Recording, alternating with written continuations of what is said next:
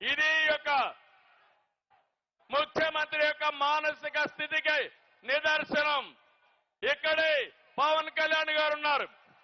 ఇప్పటంలో meeting పెట్టారు, సభకు స్థలం ఇచ్చారు. సభకు స్థలం ఇస్తే ఆ కసితో రోడ్డు వెడల్పు పేరుతో ప్రొక్లైన్లు తీసుకుపోయి ఎక్కడికక్కడ ఇండ్లన్నీ కూలగొట్టాడంటే అది ముఖ్యమంత్రి యొక్క విధానం. నాకొక విషయం గుర్తొస్తుంది. నేను ముఖ్యమంత్రిగా ఉన్నప్పుడు తిరుపతిలో ఒక సంఘటన జరిగింది. ఇది యథార్థ కాదా మీరందరూ అర్థం చేసుకోవాల్సిన అవసరం ఉంది. ఒక వ్యక్తి ప్రతిరోజు ఆడవాళ్ళని చంపేసేవాడు.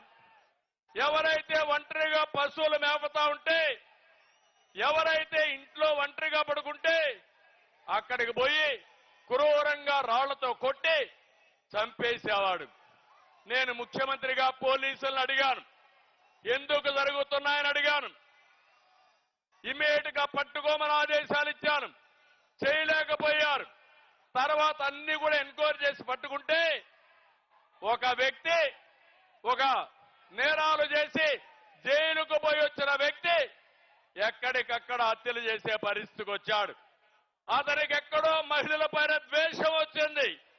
ఆ ద్వేషంతో మహిళల్ని చంపడమే పనిగా పెట్టుకుని 40 మందిని చంపేశారు.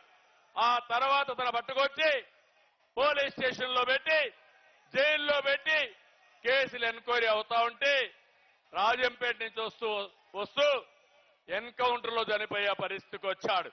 నేను ఒకటే చెప్తున్నా, ఆ కేసుకు ఈ కేసుకు ఒకసారి చూస్తే ఈ ముఖ్యమంత్రి ఈ రాష్ట్రాన్ని సర్వనాశనం చేయడం కోసం ఆయనకు డబ్బులు కావాలి, రాజకీయ వ్యాపారం. దీనికి అడ్డొస్తే చంద్రబాబు లెక్కలేదు, పవన్ కళ్యాణ్ లెక్కలేదు, వేదిక పైన లెక్కలేదు, మీరు లెక్కలేదు. అందరినీ అణిచివేయడమే ఆదేశంగా పెట్టుకుని ముందుకు పోయే పరిస్థితికి వచ్చాడు. నేను అందుకే మిమ్మల్ని అందరినీ కోరుతున్నా, ఈ రోజు మనందరి పైన ఒక పవిత్రమైన బాధ్యత ఉంది.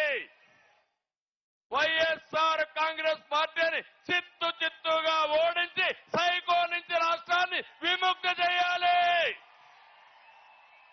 సిద్ధమా తమ్ముళ్ళు అని మిమ్మల్ని అడుగుతున్నా, సిద్ధమా అని మిమ్మల్ని అడుగుతున్నా. ఈరోజు మీరు చూస్తే జగన్ విధ్వంసం, అరాచకాలను పరిస్థితి, దాడులు, కేసులు ఇవన్నీ పెట్టే పరిస్థితికి వచ్చారు. ఇంకో పక్కన ఈరోజు మీరు ఒకసారి చూస్తే ఒక్క విషయం ఈ తాడేపల్లిగూడెం సభలో చెప్పాలనుకుంటున్నాను. ఈ రాష్ట్రాన్ని ముఖ్యమంత్రి జగన్మోహన్ రెడ్డి రాష్ట్రంగా చూడడం లేదు. రాష్ట్రంలో ప్రజలున్నారనే ఆలోచన లేదు. రాష్ట్రాన్ని కులాల మధ్య, ప్రాంతాల మధ్య, వర్గాల మధ్య విభజించి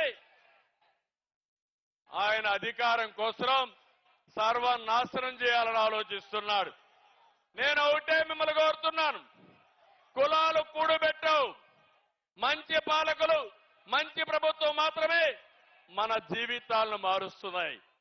అట్లా కాకుండా ఒక చెడు వ్యక్తి వస్తే ఆ కులం వాళ్ళు కూడా సర్వనాశనం అయ్యే పరిస్థితికి వస్తారు.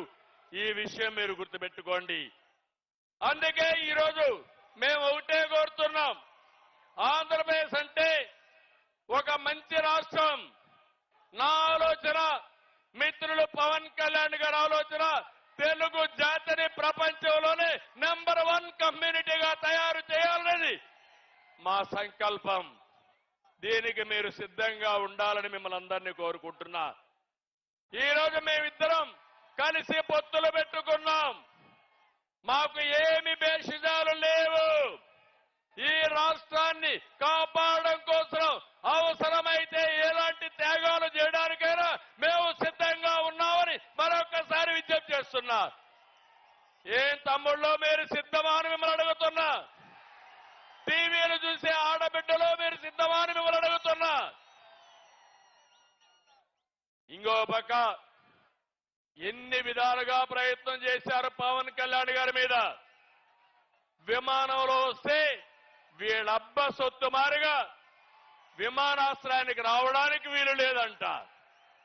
విశాఖపట్నంలో వీధుల్లో తిరుగుతా ఉంటే తిరగకూడదని ఆయన్ని హోటల్లో కట్టడి చేసే పరిస్థితికి వచ్చారు. కడాన అహంభావం ఎంతవరకు వెళ్ళిందంటే సినీ ప్రముఖులు కూడా శాసించే పరిస్థితికి వెళ్లారు. సినిమా టికెట్ల పేరుతో మహానటుడు చిరంజీవిని, మహాదర్శకుడు రాజమౌళిని అవమానించే స్టేజ్కి వెళ్లారు.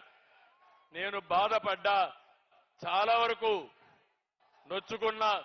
జీవితంలో ఇలాంటి జరగకూడదనుకున్నా అలాంటి జరిగే పరిస్థితి వచ్చింది. అందుకే నేను మిమ్మల్ని అందరినీ ఒకే విషయం అడుగుతున్నా. Why not 1